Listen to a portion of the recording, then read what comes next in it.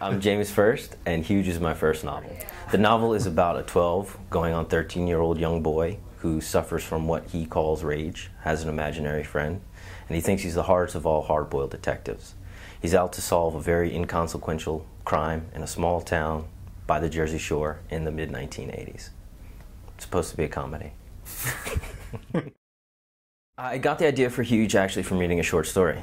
I was writing a different novel at the time, and I was about 250, 300 pages in. It was also a kind of detective story, and it was supposed to be funny, but it wasn't funny anymore. So I picked up this anthology called The Comic Book of Crime, and in there I found a short story. It's called And the Buttocks Gleamed by Night, and it's about a hard-boiled cat detective.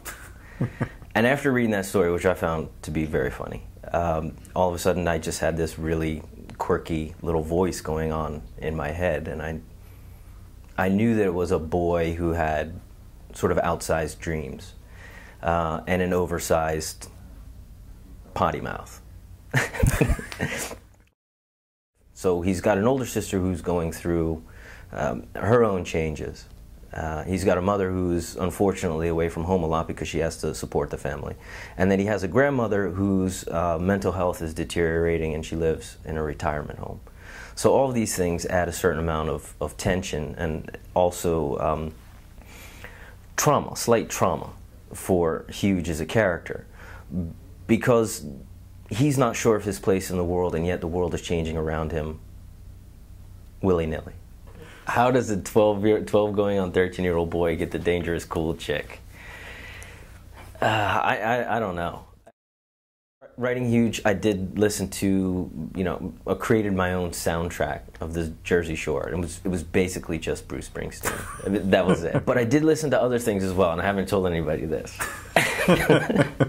especially for the parts where Huge gets very angry, or I'm going to give away a plot here. When he gets into a fight, the whole fight scenes and chase scenes, that was a lot of Metallica, old Metallica. He's got a lot of issues and anxieties wrapped up in the notion of, well, is he smart enough? And that's because of his own personal history. So, extrapolating out from that, I think that's something that we really don't outgrow. I mean, there's a sense in which we always continue to question ourselves, and, especially if we come across something that's new or difficult or challenging, we ask ourselves the question of whether or not we're up to it. And so I do think that's sort of a more universal concern.